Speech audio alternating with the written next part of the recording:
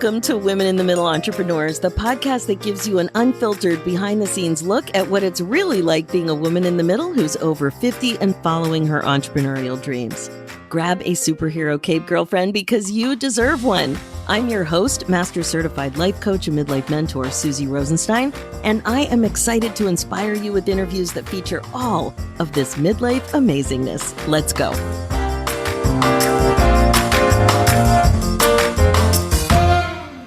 Hey there. Thanks so much for joining us and welcome back to the show. We have another really exciting interview ahead of us about how women are hating their bodies at this age, and they don't have to. Today, you'll be meeting Nina Manolson, a woman in the middle entrepreneur who's a body peace coach, and she helps women end the war with food and body and finally feel at home in their own skin. Welcome to the show, Nina. Thanks so much for joining us today. Suzy, it is a delight to be with you today. It's so much chatting. Even in the little pre-conversation, we have a lot in common. So I just know this is going to be a great conversation. So we're going to be talking about your midlife entrepreneur story. We're going to talk about your business and what's going really well, and also what midlife issues might be getting in your way to some extent and maybe challenging for you in your life as well as being a business owner. So let's get started with how old you are, how long you've been an entrepreneur, a little bit about your story, and of course, what it is you do in the world. So take it away. Fantastic. Thank you. So I am 59. I have been an entrepreneur for almost 30 years. I think it's like around 28. In 1995, I was like, okay, I'm on my own now. And what I do is work with women to help them end their war with the food and body, because so many of us are deep in that war. We are in the struggle. What did I just eat? What should I eat? What diet should I go on? Oh, I've been bad. Oh my gosh, I should go work it off. All that internal conversation, really kind of noisy chatter and criticism, internal criticism about what we're eating, how we should eat, what would be better. And this constant narrative of I should be eating less. Then add that to constant criticism of body. Oh, my belly. Oh, my arms that keep waving when I wave goodbye. Oh, my thighs. Oh, my double chin, right? All of that narrative, it just takes up too much space in our brain. And I've worked with many, many women who are in their 60s, 70s, 80s to have said to me, Nina, I just don't want to die hating my body. And fundamentally, none of us should be dying hating our body, and none of us should be living hating our body, because we have more important things to do. And Suzy, I know you work, with amazing women who are all doing powerful things. And so many of incredibly powerful corporate women, women entrepreneurs, all sorts of women are talking to me and saying, oh my gosh, can you just turn the volume down on this constant blaring, dieting, food police voice that is sucking the energy from me? And I've worked with entrepreneurial women who have said, wow, as soon as this voice got quieted, as soon as we did this work, I was able to move into this big project. I was able to move into the next stage of education, into a big degree. I just felt freed. I felt free to do my work and to feel confident. And I just literally got off a session with a client who said, oh my gosh, I just feel so much more me. And I had no idea how connected my relationship to food and body was to my sense of confidence and agency in the world. It's shocking. It's shocking because it's something, especially at our age, we've been dealing with it for, I'm 60. I've probably been dealing with it since, I'm trying to remember, the first diet I went on was probably 12. Really? 89. Yeah. It's just so much. It's constant. It is constant. And you bring up such an important point, Suzy. Like, one of the things I ask, so when did dieting start? Right? For me, it started at 9, for you at 12. And what did we learn at a really tender age when at 9, 10, 11, 12, 13, our body is naturally and importantly going through a big hormonal change. We are moving into fertility. And there's actually a really important piece of information for women to know. There are 2 stages. This is from Margot Main, 2 important stages in a woman's life where we're most susceptible to disordered eating and eating disorders. And that is moving into fertility, 9, 10, 11, 12, when we're put on our first diets and told our body's not okay. And when we're moving out of fertility, right? Perimenopause, menopause, postmenopause, these times where our bodies are naturally changing. And then what does our culture say? Oh, no, no, no. Don't change. You should look like a prepubescent little girl with no weight gain. You should look like you did before when you were a teenager, not now that your body has changed. Yeah. Right? Less of you is better. Less of you is better, right? Right? That's fundamentally the message. Less of you is better. It is absolutely terrible. And honestly, what do we know? The world needs more of us. Oh, for sure. For sure. Yeah. Diet culture and the world, it's super scary.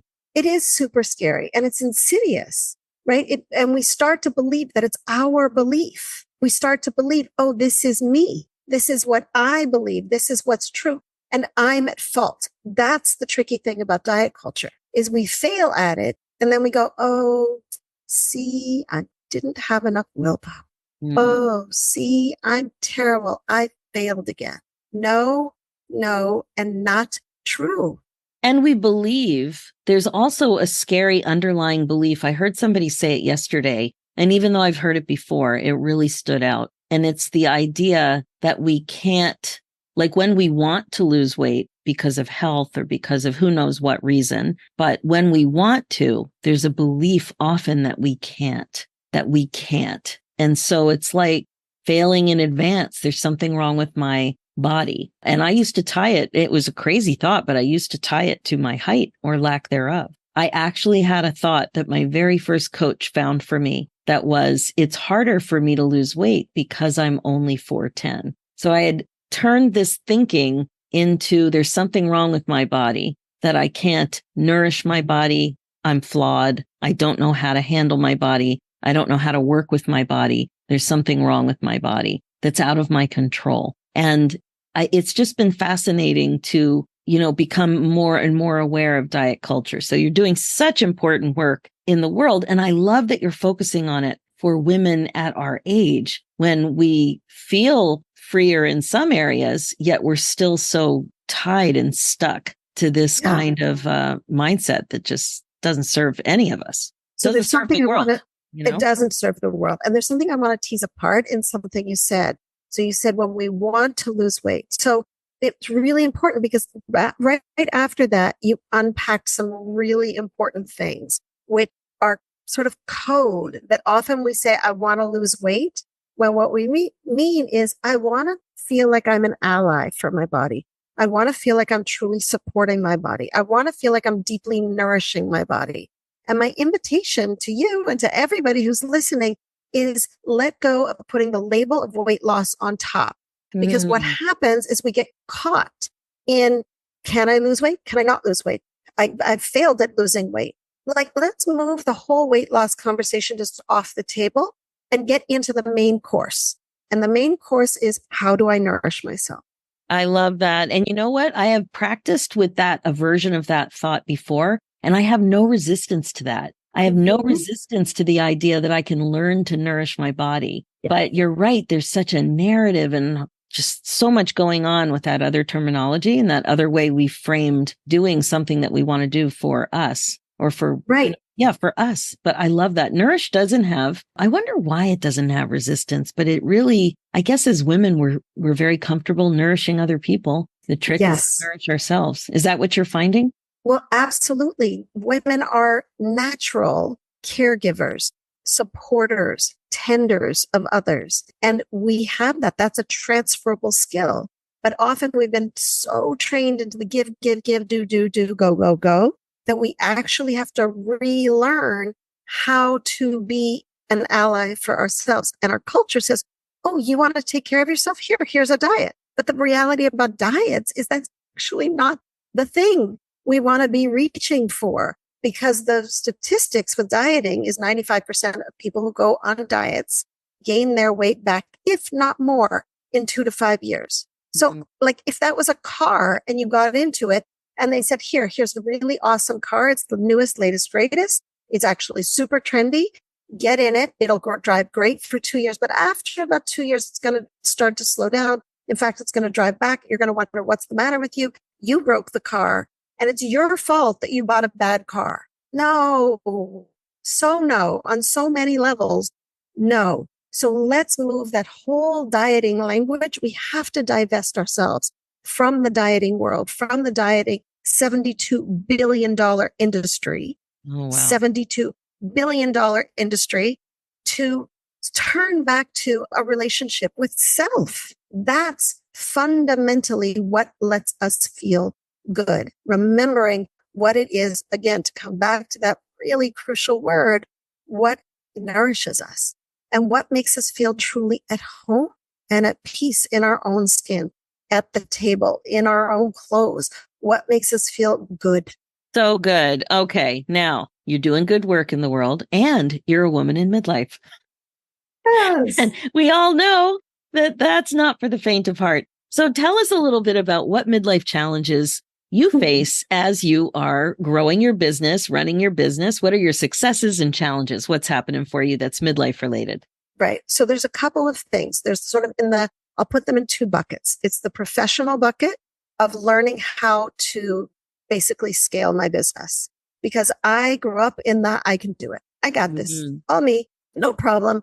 We'll just create more hours in the day and I'll do more. So let's put that in the professional bucket. I'll come back to that one, because that one we all know it's not sustainable. No. But the other one is the personal bucket, right? So women in midlife, I didn't have kids young. So I'm right in that sandwich generation, kids who are a little bit older and a mother who's aging. So I'm just going to give you an example. This is an example from COVID. So it's COVID. Nobody's going anywhere. But where's my daughter going? She's moving to Israel. Where's my mom? She's in Canada having heart surgery. So, and what am I trying to do? Run a business at a time where people really need more and more support, because it was hard for us to be at home and to be cooking all the meals and to be navigating food in lockdown. Yeah. And did you mention you're in Massachusetts? Right. Yes. So absolutely. There's a lot going on there. Yeah. There's a lot going on. So I was not where my daughter was, and I was not where my mother was. So at a time where it was really hard to get into a country, I was, okay, how do I get there? How do I keep working while I'm there? How do I go to Israel, quarantine for 2 weeks, work while I'm there in a different time zone, support my daughter in her transition, then go to Canada, quarantine for 2 weeks, stay in some little Airbnb, keep my business going, keep growing, go take care of my mom post-surgery. Like, it's what we do as women is stretch. It's such a stretch. And, it's not just that you're running a business, with widgets. It's intense the way we show up for clients, and you need to be focused, and there's a lot that goes on. You can't just do it. You can't do it with your eyes closed. That's for sure. No, this is not work I dial in, right? I care about my clients.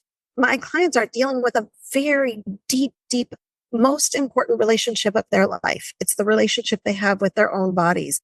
And it is filled with the trauma that they went through the, ups and downs of feeling at home in their body and then not, and feeling like they divorced their body. This is intense, real work. And so then I'm like on intensely with my family in different ways. And so I would get tired, capital TIRED, like wicked tired. And that was a real, at one point, and I work with business coaches, and I really believe in getting support now of all kinds. And she would be like, this is not sustainable.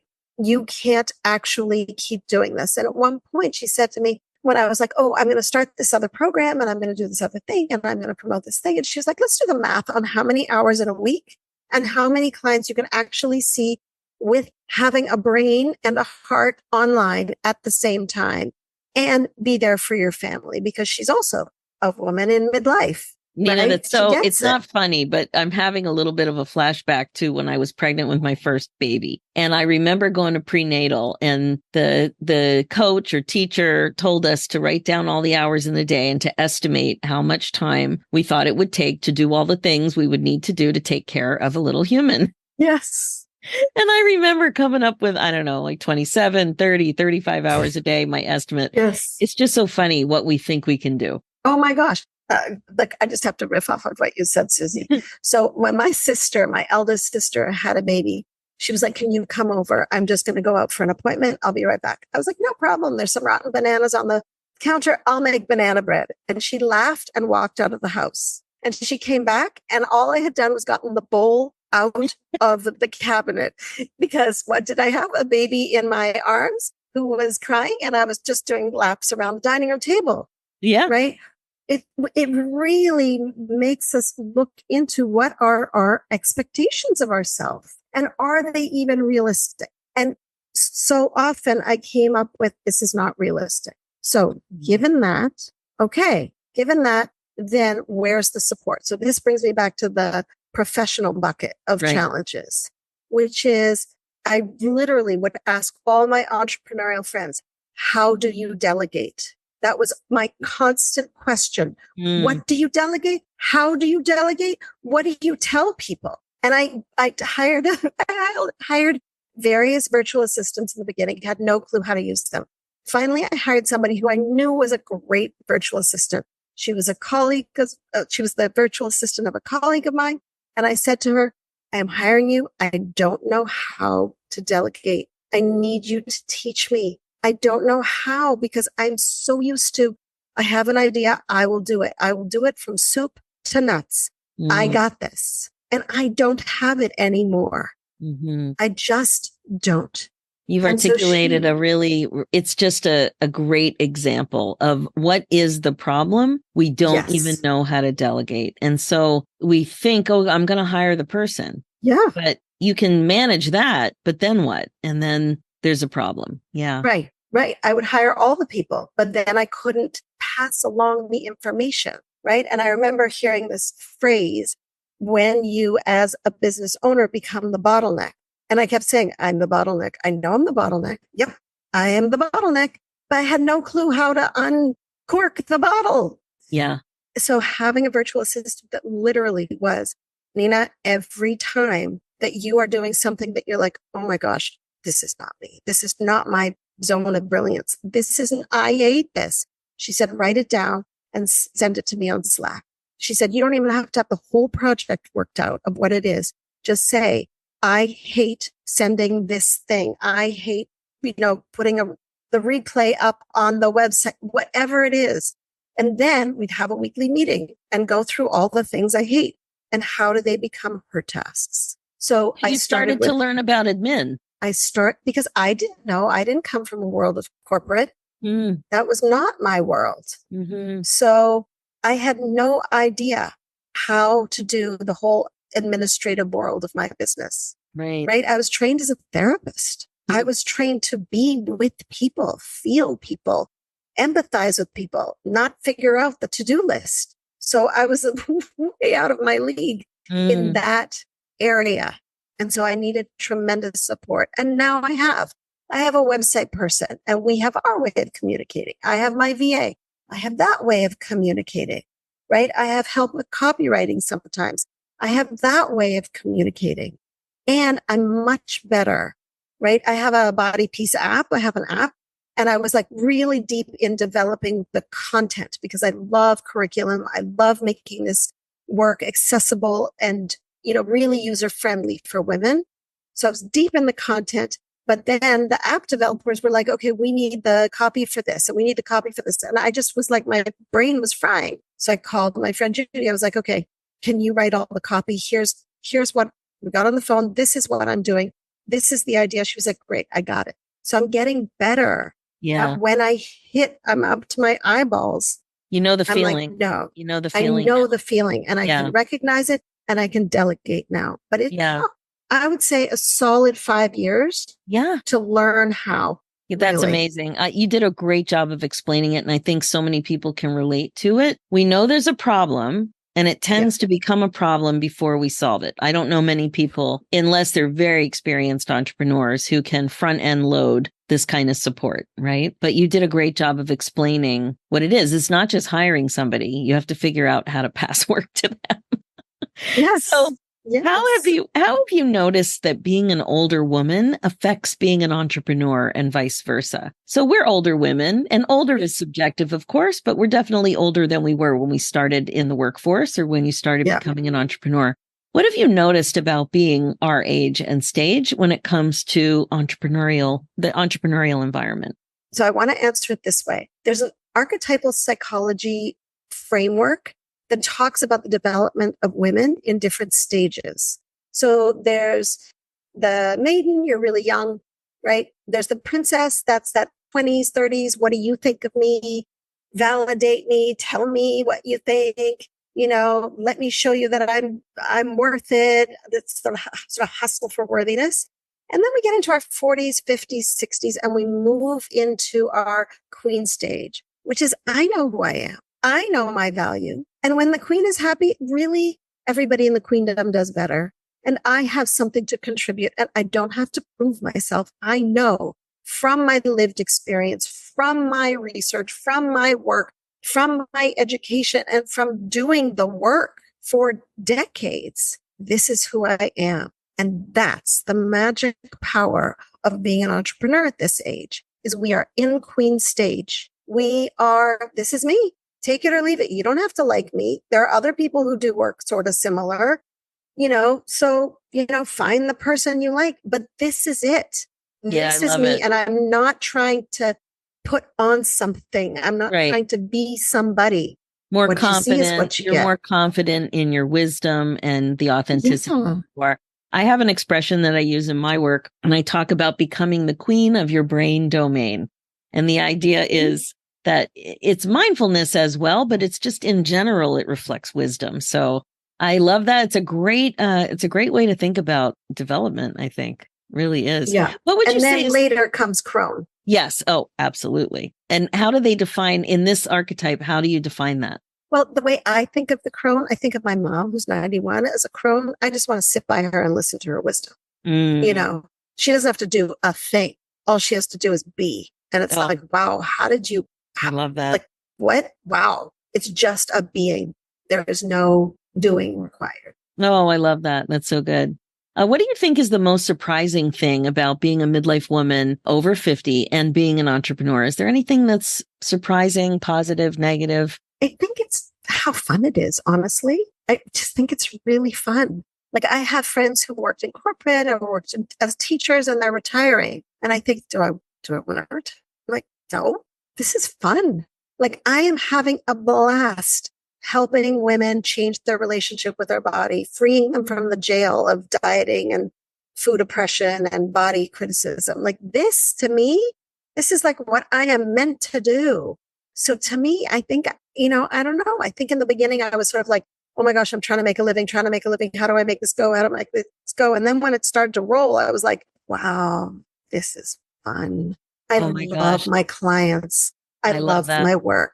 You know what, Nina, what you said, I totally agree. And what I'm noticing is that I have thoughts when people are entrepreneurs. I think, oh my God, you're amazing. Entrepreneurial mindset is so unique. It's so creative. And when people aren't entrepreneurs some aren't entrepreneurs, but have an entrepreneurial mindset, but mostly when they don't, I just feel sad for them because they're so locked in, especially like I see greatness around people like an aura, right? I'm just like, oh, so much possibility. I call myself the midlife possibility girl. And like, there's just so much, and they don't see their transferable skills. They don't see how all the different ways they can apply their brilliance. They just don't see what's possible. And I love being on the side that sees it and nurtures it in other people. And you're right. It is so much fun, more fun than I ever imagined. And there's place for growth.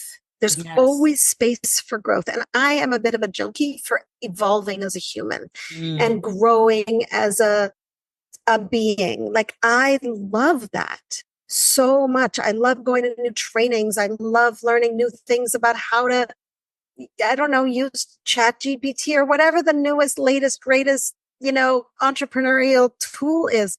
To me, I geek out on all that stuff, whether it's on the psychological end, on the clinical end, on the business end.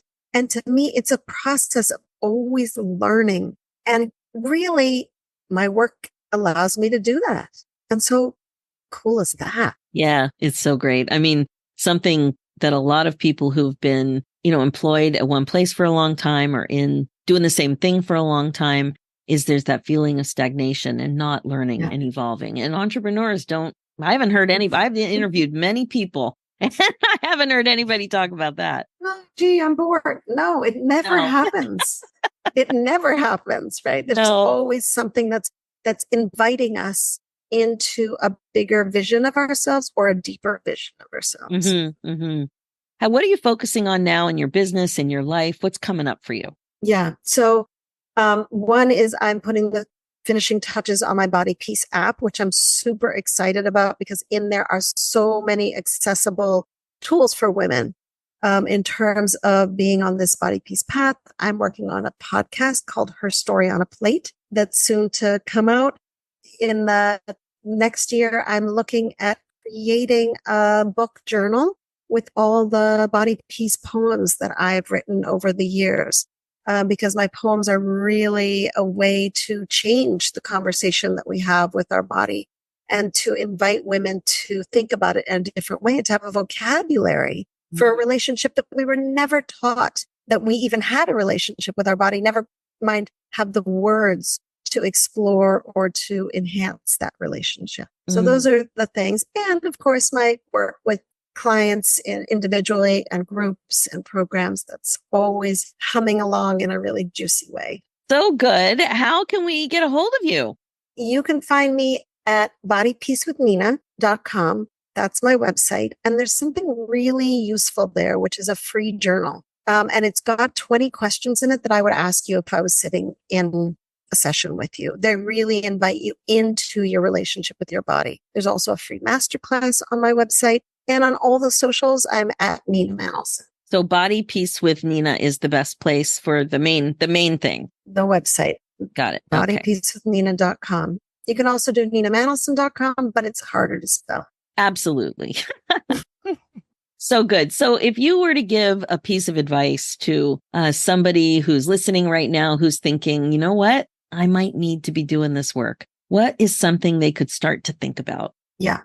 So the first piece of advice is if you're struggling and you're feeling like, oh, this is just the way it is. This is me hating my body. It's never going to change. The first thing I want to say is that's not true. You can absolutely shift your relationship with your body and be in a nourishing and supportive relationship so that you feel at ease with food. That's one. The other is to start the conversation. And it can be as simple as putting your hand on your heart and saying, hello, body. It's really acknowledging your body as a relationship instead of like it over there that should be managed, right? I often talk about, clients have said, oh, my body, like as though it lives next door and that body next door should do something. Invite yourself into the intimacy of this relationship because this relationship impacts every other relationship in your life. What a great way to end our interview. That is so powerful and lovely and real. Nina, thank you so much for taking the time from your day and for sharing all of this. I really appreciate how you have approached this important body of work and the way you're helping women in the world, especially at our age. Suzy, thank you so much. Totally fun to talk to you. Amazing. All right. Well, that is it for now. If you're listening and loving what you hear, please like and subscribe.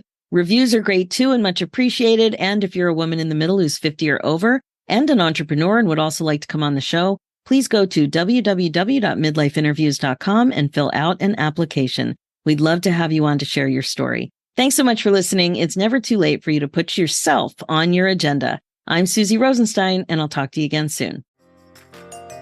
Now, real quick before we say goodbye, if you are connecting with this show, I'd love to invite you to a happiness breakthrough coaching session. It's my laser-focused coaching call that will help you get clear about what's getting in your way as a woman in the middle entrepreneur and confident about your next steps to more happiness in your next chapter. Head over to www.nextchapterbreakthrough.com. Talk to you soon.